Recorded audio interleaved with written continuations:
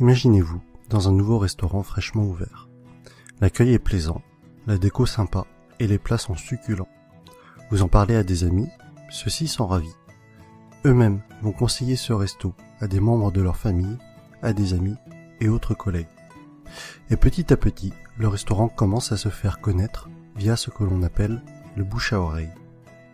Dans la majorité des cas, le restaurant ne vous aura pas payé un centime, ni même adressé un remerciement, alors que vous êtes à l'origine de peut-être plusieurs dizaines de clients, car tout cela s'est fait naturellement et de manière transparente. Eh bien, il existe un type d'entreprise qui utilise la puissante force du bouche à oreille pour se développer.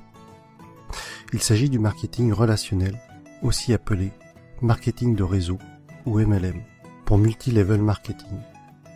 On parlera de network marketing en anglais. Le problème, en France, c'est que le marketing relationnel est non seulement mal connu, mais en plus à mauvaise presse. En effet, trop souvent, les médias n'en parlent que dans le cas d'arnaque, et malheureusement, il en existe, et très rarement comme une possibilité de réussir.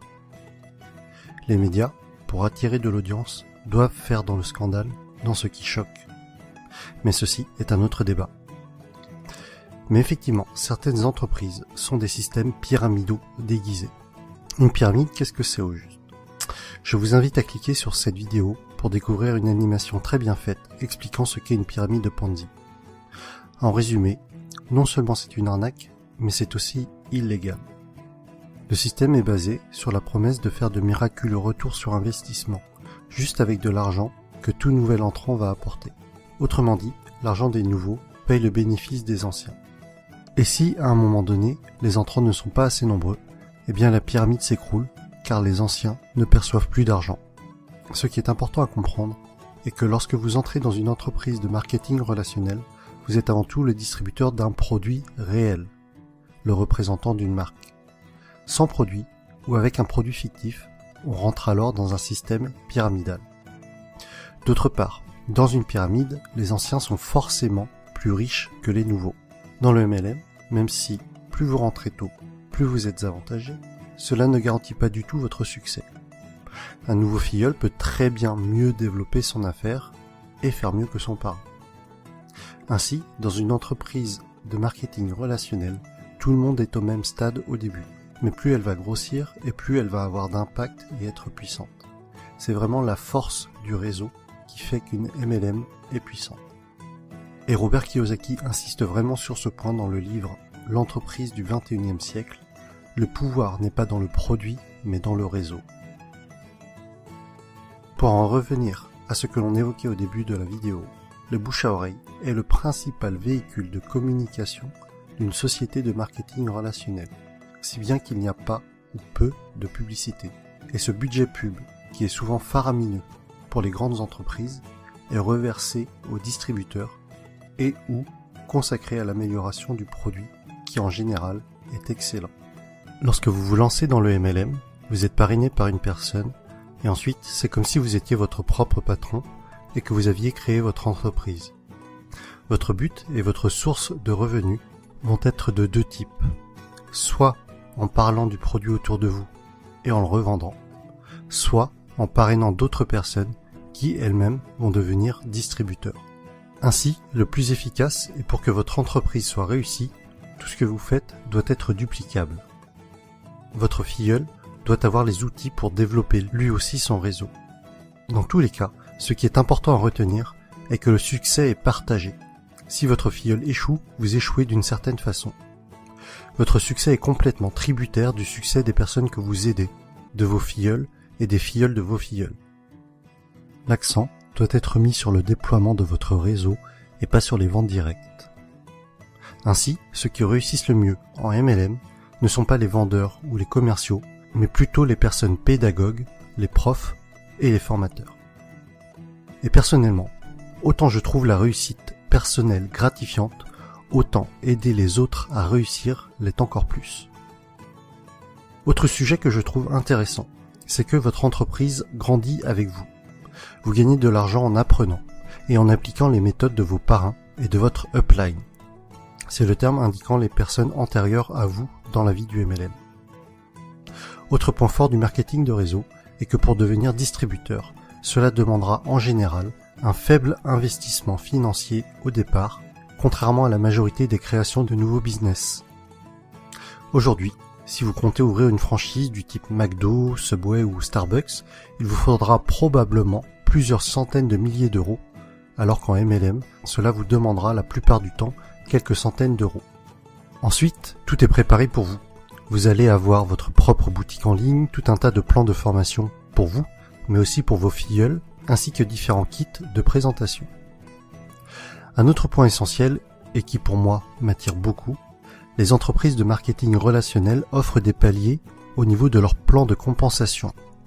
Pour être plus précis, à partir d'un certain nombre de filleuls, et sans compter les éventuelles primes bonus, vous allez toucher un revenu résiduel, encore appelé revenu hors exploitation, c'est-à-dire un revenu passif. Les bonnes MLM sont donc de formidables véhicules vers l'indépendance financière de fait de ce revenu passif engendré par le parrainage d'autres personnes. Je rajoute que les MLM sont un type d'entreprise qui a une croissance des plus fulgurantes à l'échelle mondiale ces dernières années. Aux USA, ça a vraiment explosé depuis les années 90. Et avec Internet, c'est encore plus facile d'augmenter son réseau qu'auparavant. De plus, c'est une activité que l'on peut tout à fait démarrer sur notre temps libre pour un revenu complémentaire au début. Il faudra alors se déclarer en auto-entrepreneur avec le statut de VDI, c'est-à-dire vendeur à domicile indépendant. J'insiste tout de même sur le fait de bien vérifier un certain nombre de points avant de vous engager dans une entreprise de marketing relationnel, afin de ne pas tomber sur une pyramide Ponzi déguisée.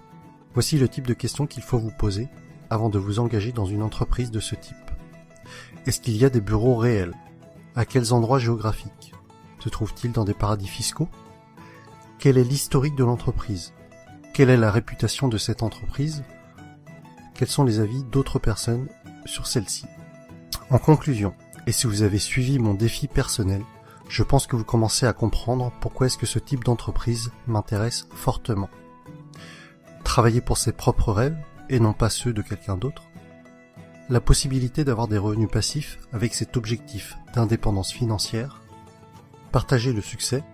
Vous savez, à la base, ma chaîne YouTube est quand même le partage des bonnes pratiques, d'idées inspirantes. Alors si en réussissant dans un domaine, j'arrive à aider d'autres personnes à réussir également, alors j'en serais sincèrement ravi. Autre point que l'on avait évoqué, c'était de gagner de l'argent tout en apprenant. Le message que j'y vois derrière cela est celui que Jim Rohn a souvent répété, que plus vous vous développerez personnellement, plus cela attirera le succès. Et enfin, des horaires libres. Cela signifie que je pourrais aller chercher ma fille à l'école. Et voilà pour cette vidéo sur le marketing relationnel. J'espère que le public francophone comprendra mieux ce qu'est le MLM avec cette vidéo.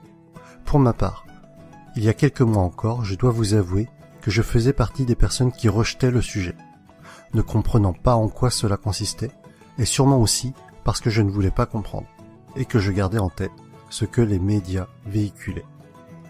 Mais que ce soit Jim Rohn, Tony Robbins, Les Brown, c'est-à-dire tous les motivational speakers que je suis régulièrement, mettent en avant ce type d'entreprise. Et après mes lectures de l'entreprise du 21e siècle, de Robert Kiyosaki, et de 45 secondes qui changeront votre vie, de Don Faya, j'ai finalement changé d'avis sur le sujet et je suis décidé à me lancer. Vous retrouverez la suite de mes aventures dans le prochain épisode avec mon choix de MLM et les raisons de ce choix. Si vous aussi, ce concept d'entreprise est nouveau pour vous et que cela vous intéresse ou qu'au contraire, vous y intéressez déjà, mettez-moi un pouce j'aime, partagez sur Facebook et abonnez-vous. À bientôt!